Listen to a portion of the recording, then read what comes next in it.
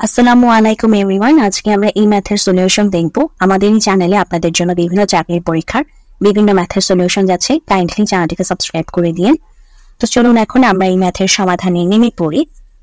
এখানে কি বলছে যে যদি একটি সংখ্যার 25% দ্বিতীয় সংখ্যা হতে বিয়োগ করি তাহলে প্রাপ্ত যে ফলাফলটি হবে সেটি দ্বিতীয় সংখ্যাটির 5/6 সমান, তবে সংখ্যা দ্বয়ের অনুপাত কত? তো আমরা ধরে ফেলি যে মনে করি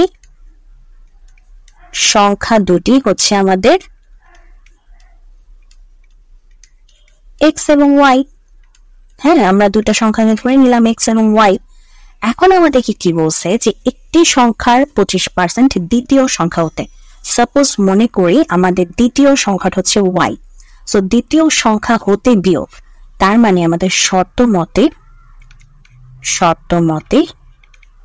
দ্বিতীয় সংখ্যা হতে যেহেতু বিয়োগ হবে তাহলে দ্বিতীয় সংখ্যা হচ্ছে আমাদের y থেকে বিয়োগ হবে একটি সংখ্যার 25%। তো একটি সংখ্যা মানে প্রথম সংখ্যা অর্থাৎ x এর 25%। আচ্ছা, আমি ডাইরেক্ট লিখে ফেলতে নিছিলাম, আমি ভেঙে লিখি আপনাদের জন্য। আচ্ছা, x এর 25%।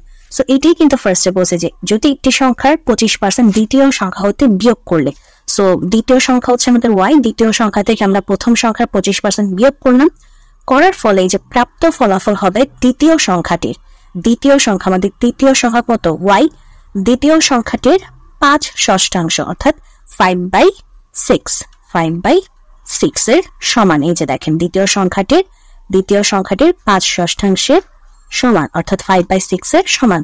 সো এটি হচ্ছে আমাদের শর্ত মতে ইকুয়েশন।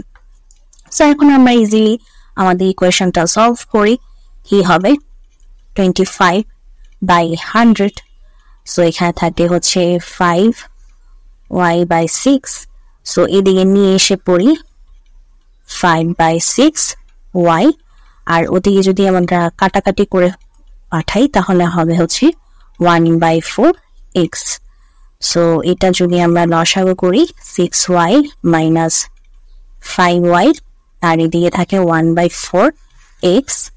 এরপর হচ্ছে আমাদের এখানে হয় হচ্ছে 1/6y আর এখানে 1/4x, বা আমরা এভাবেও লিখতে পারি যে y/6 x/4 একবারে লিখে দিলাম, আর মাঝখানে ঝামেলা না করি, মানে y/6 x/4।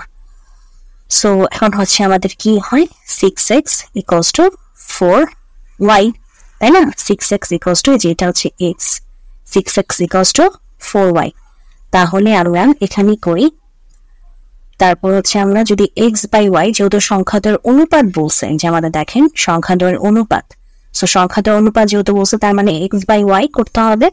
সো x এর সাথে k গুণ ছিল 6 ছিল, তাই এটা চলে যাবে নিচে, আর y এর সাথে k গুণ ছিল 4 ছিল, সেটা হয়ে যাবে উপরে। ঠিক আছে, এভাবে মাথায় রাখবেন, মানে x এর সাথে যে সংখ্যাটা গুণ থাকে সেটা নিচে চলে যায়, মানে অপর পাশে, আর y এর সাথে যে সংখ্যাটা গুণ হবে সেটা উপরে চলে যাবে। মানে একটার অপরটার ব্যস্তানুপাতে বসে যাবে। তো এখন যদি আমরা কাটাকাটি করি 2/3, তার মানে আমরা বলতে পারি x/y বা x অনুপাত y কি হবে 2/3। সো এটাই হচ্ছে আমাদের আজকের প্রশ্নের সমাধান, এটাই হচ্ছে আমাদের অ্যান্সার। তো এটাই হচ্ছে আমাদের সমাধান। তো যদি ভিডিওটি আজকে ভালো লেগে থাকে অবশ্যই ভিডিওতে লাইক দিবেন, চ্যানেলটিকে সাবস্ক্রাইব করবেন। ভালো থাকবেন।